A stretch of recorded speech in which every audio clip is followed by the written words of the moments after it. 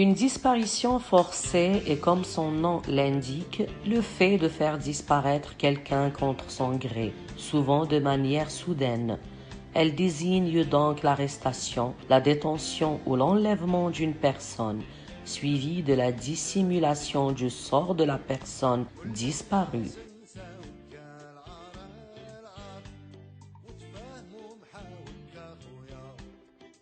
Ce crime est souvent perpétré par des agents d'un État répressif qui se débarrassent de personnes jugées gênantes en toute impunité. Pas de mandat d'arrêt, pas de chef d'accusation, soustraite à la protection de la loi.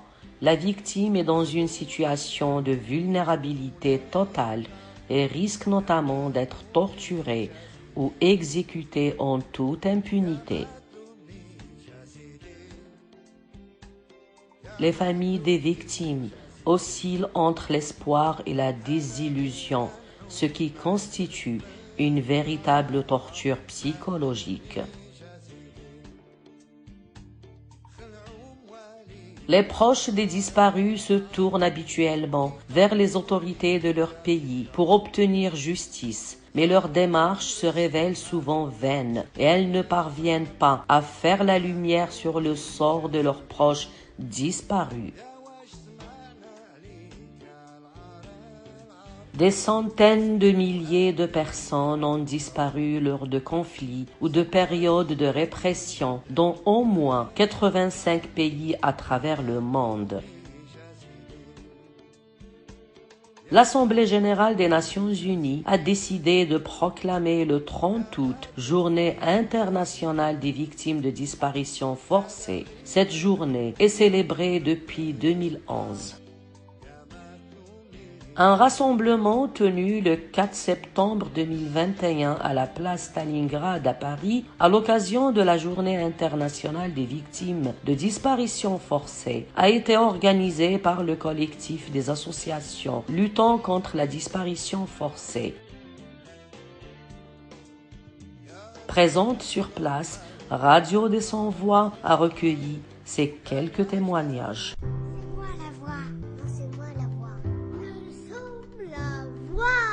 Nous sommes tous la voix des sans-voix.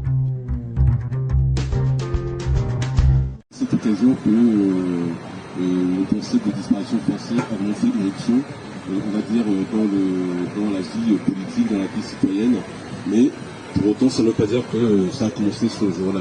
En fait, on connaît ça depuis des décennies, mais sauf qu'on ne savait pas qu'il s'agissait de disparition forcée.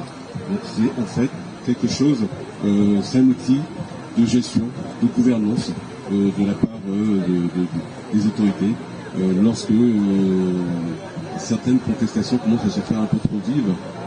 Mais voilà, il y a toute une vague de disparition. Bon, souvent c'est temporaire, mais très souvent aussi c'est définitif malheureusement. Et aujourd'hui on n'a pas vraiment de chiffres par rapport au nombre de personnes concernées. Mais parce qu'en fait il y a le déni, on est dans le déni complet et on est également dans l'impunité la plus complète puisqu'il n'y a jamais eu de dossier qui a été traité sérieusement.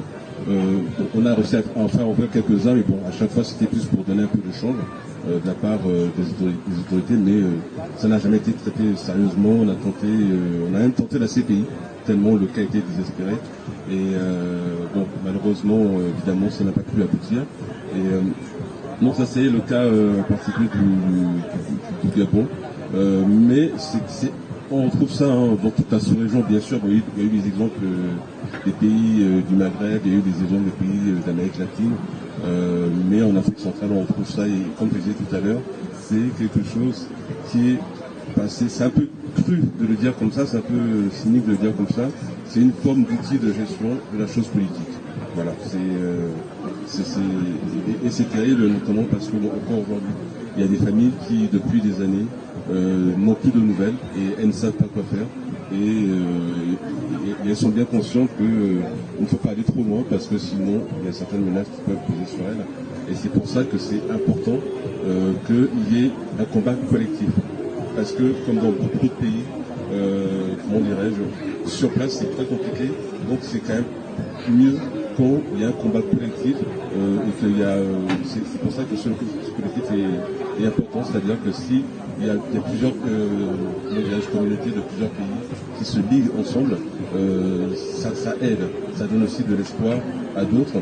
Et un point qui est également très important, c'est une des missions qu'on s'est donnée au sein du collectif contre les disparitions forcées, c'est d'appeler à la ratification de la Convention internationale contre les disparitions forcées. C'est quelque chose d'extrêmement important. Hier, il y a une conférence hier à laquelle certains d'entre vous ont participé, et à un moment, il y a une personne qui a posé la question de quelle est l'importance de ces textes juridiques. Il faut que ce soit des peuples qui luttent. Oui, c'est vrai, mais les textes juridiques sont également importants parce qu'ils servent également d'outils, de levier de combat.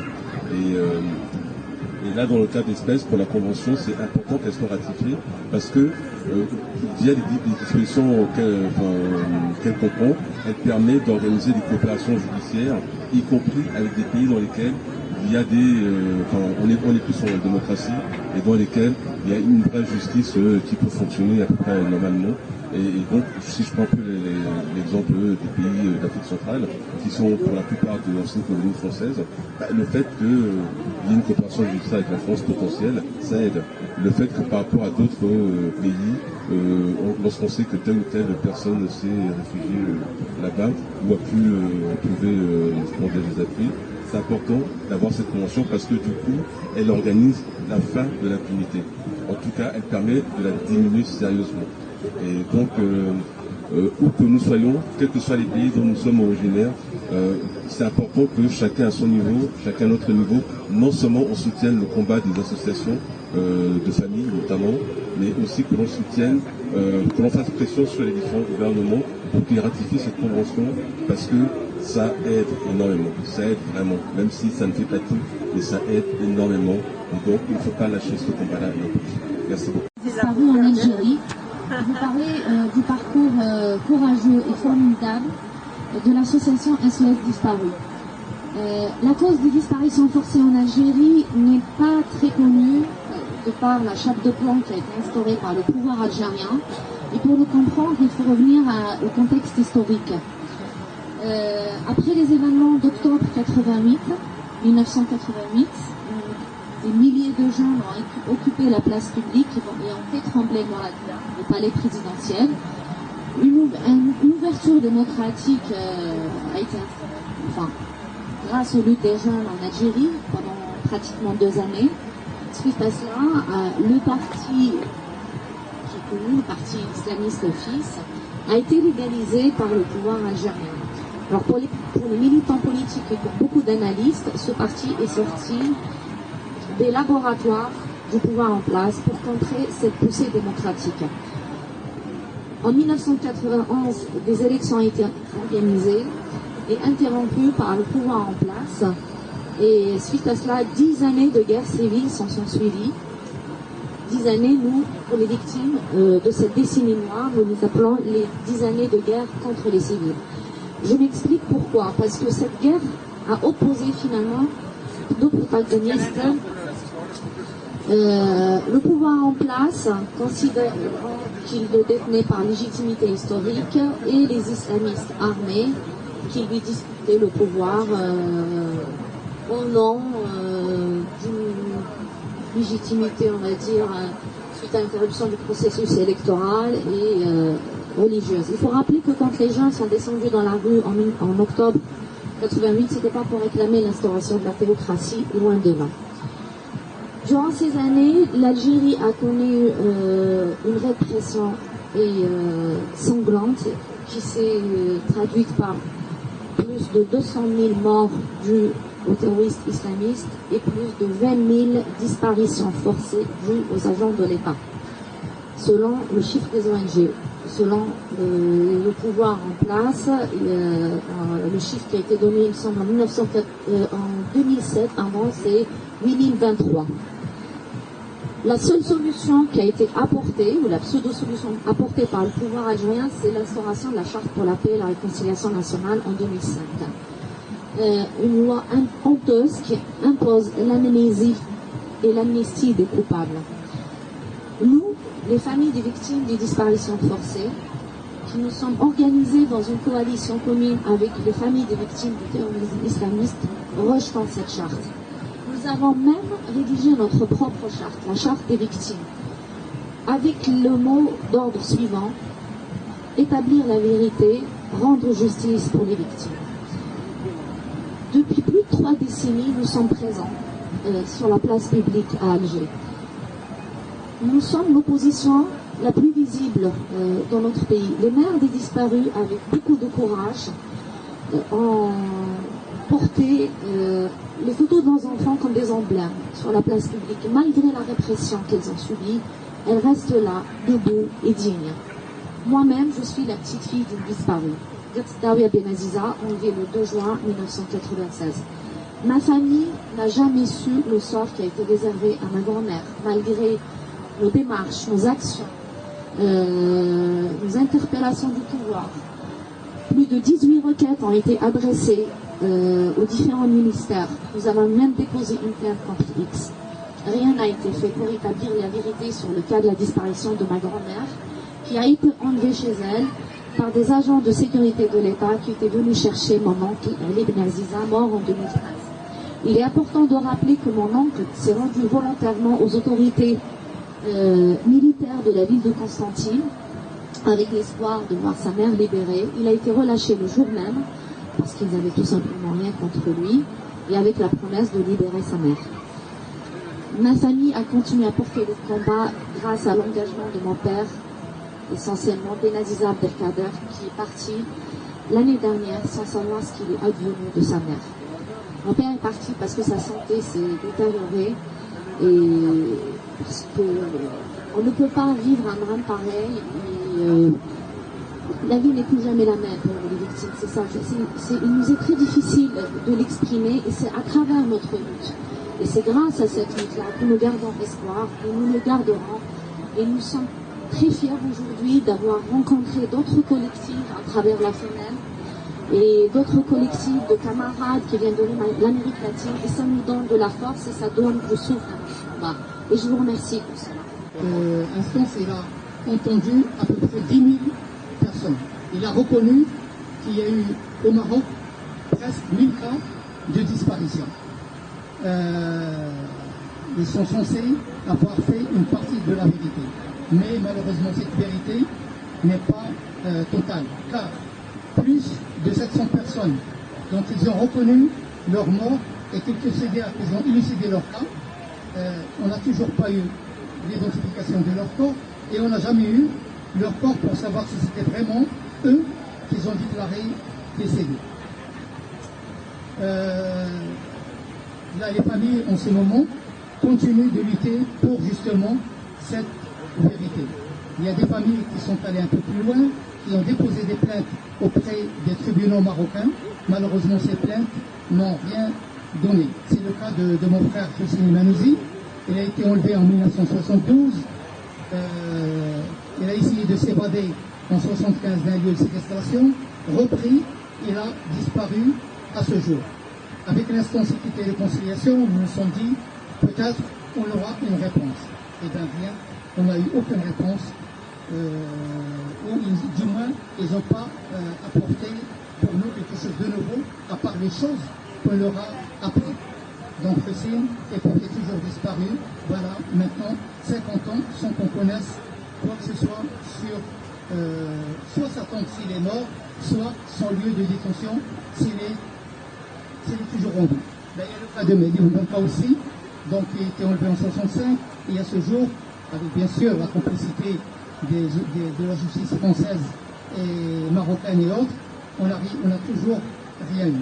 Avec les problèmes qu'il y a eu au Sahara durant de 1975 à ce jour, de nombreuses personnes ont été arrêtées, enlevées et des centaines disparues. À ce jour, on continue d'exiger des autorités marocaines pour faire connaître le sort qui est réservé à ces personnes, parce que leurs familles continuent d'attendre pour savoir qu'est-ce que l'on est. Et reste bien sûr la question de la justice, parce que jusqu'à ce jour, aucune personne qui est mêlée à ces histoires de disparition n'a été inquiétée. Ils sont toujours là, ils continuent d'être dans des postes de responsabilité très importants, et les autorités jouent sur le temps. Beaucoup de nos parents sont morts, malheureusement. Moi, mon père, il est décédé, ma mère, elle est décédée. Pendant 40 ans, ils attendaient de connaître la vérité. Aujourd'hui, ils sont partis sans connaître le sort de leur fils. Et nombreux sont les mères, parce que dans nos discussions ces derniers temps, on parle beaucoup justement de cette question de la continuité de la lutte. Nos parents qui portaient le drapeau, le flambeau de cette lutte, sont en train de décider. Donc nous avons préféré venir sur la place Stalingrad, qui est un lieu formidable,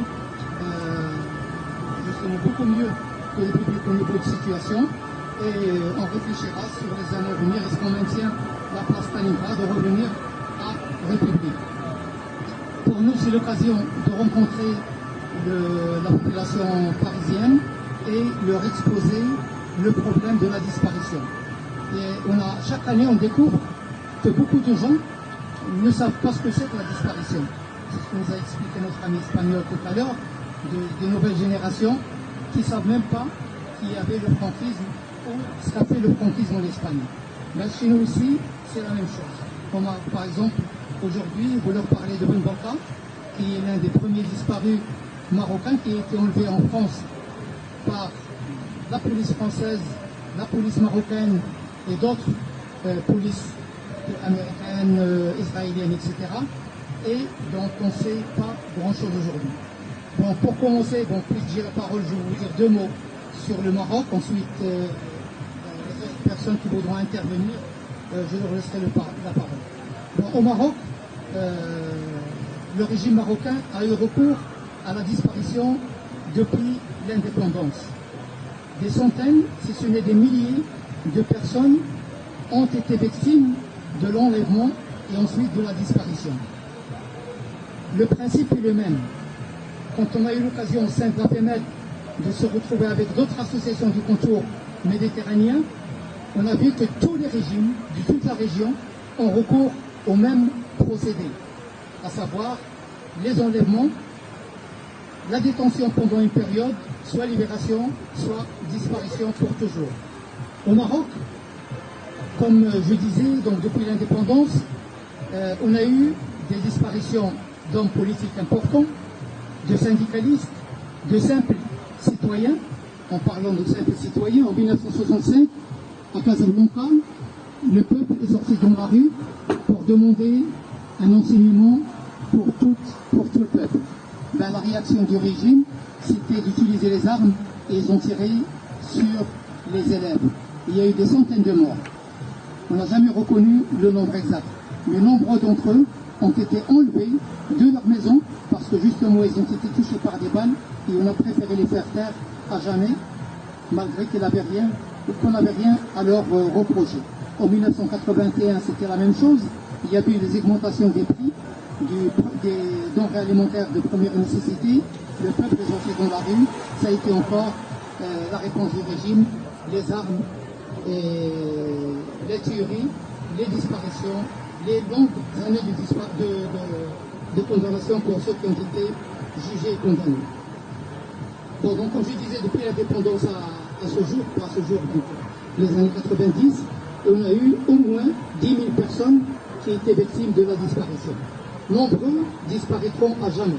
En même temps que la France soutenait le régime d'Idriss Déby qui allait tomber à cause de l'attaque que faisaient les troupes qui venaient mettre en cause ce régime de dictature pourrie et corrompue.